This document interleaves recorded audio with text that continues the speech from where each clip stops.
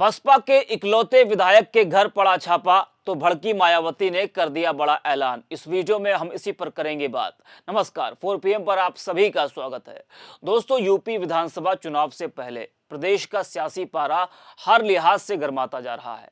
कल देखा आपने किस तरह से बसपा के इकलौते विधायक उमाशंकर सिंह के घर इनकम टैक्स डिपार्टमेंट की टीम ने छापा मारा, जिससे हड़कंप मच गया। इस कार्रवाई से यूपी की सियासत में हलचल तेज है।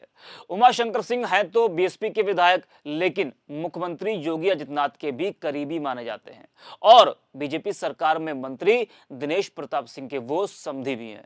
इस वजह से इस कार्रवाई से चर्चाओं का बाजार और गर्म हो गया। वहीं अपने विधायक के घर छापेमारी से बसपा अध्यक्ष मायावती का गुस्सा फूट पड़ा। उन्होंने एक्स पर लिखा कि बीएसपी के विधायक श्री उमाशंकर सिंह जब से बीएसपी में आए हैं, उन्होंने पूरी ईमानदारी व निष्ठा से अपनी जिम्मेदारी निभाई है और आज तक इनके क्षेत्र से इनके बारे में किसी भी प्रकार की अवैध तरीके से संपत्ति अर्जित करने या अन्य कोई भी गलत कार्य करने की शिकायत नहीं आई है। हालांकि पिछले लगभग 2 सालों से वे काफी गंभीर बीमारी से जूझ रहे हैं। ऐसी स्थिति में आयकर विभाग को अगर इनके संबंध में कोई शिकायत मिली थी तो वे इनके स्वास्थ्य को ध्यान में रखकर इनके ठीक हो जाने के उपरांत इनसे पूछताछ कर सकते थे। हम कोई इस विभाग के कार्य में दखल नहीं दे रहे हैं, लेकिन आज जिस तरह से इन पर अति गंभीर बीमारी के दौरान कार्रवाई की गई है वह अति दुर्भाग्यपूर्ण है और मानवता के खिलाफ है। तो मायावती का कहना है कि वो गंभीर बीमारी से इस वक्त जूझ रहे हैं, ठीक होने के बाद उनसे पूछताछ हो सकती थी। विधायक उमाशंकर सिंह कैंसर से पीड़ित है और उनके 2 ऑपरेशन भी हो चुके हैं। वह लखनऊ आवास में आइसोलेशन में रहते हैं। लखनऊ के गोमती नगर में इनका आवास और दफ्तर है। उमाशंकर सिंह के घर पर पड़े छापे के दौरान डॉक्टर और नर्स के भी आने जाने पर रोक लगा दी गई थी, जिससे लोग और भड़क गए थे।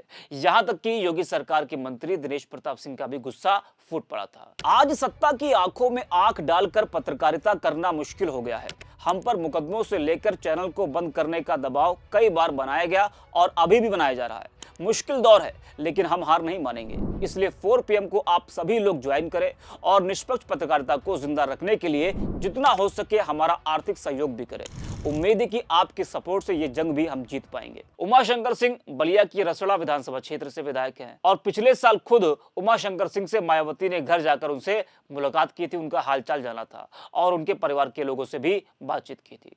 वो मायावती के बेहद करीबी हैं, यहाँ तक कि मायावती ने उमाशंकर सिंह को राखी भी बांधी थी और उनको अपना भाई माना। वही बीएसपी विधायक उमाशंकर सिंह के आवास पर इनकम टैक्स की रेड पड़ने से प्रदेश सरकार के मंत्री दिनेश प्रताप सिंह ने राजनीतिक पारे को और बढ़ा दिया।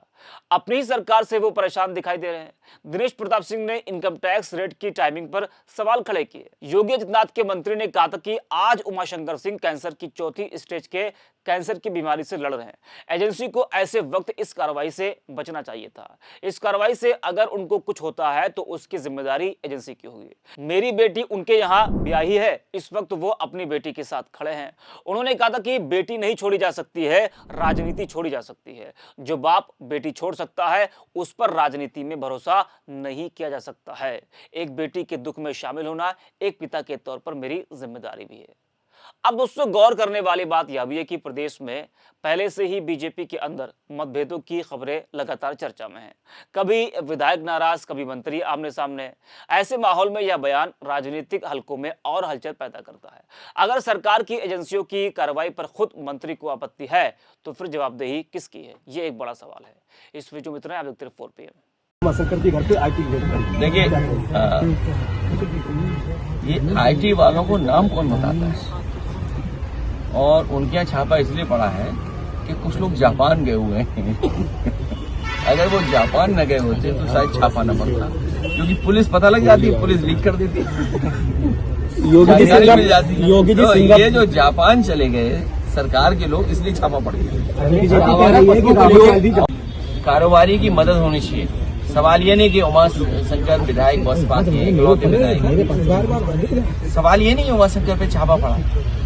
बीजेपी का कोई अगर है तो उसमें छापा नहीं पड़ता।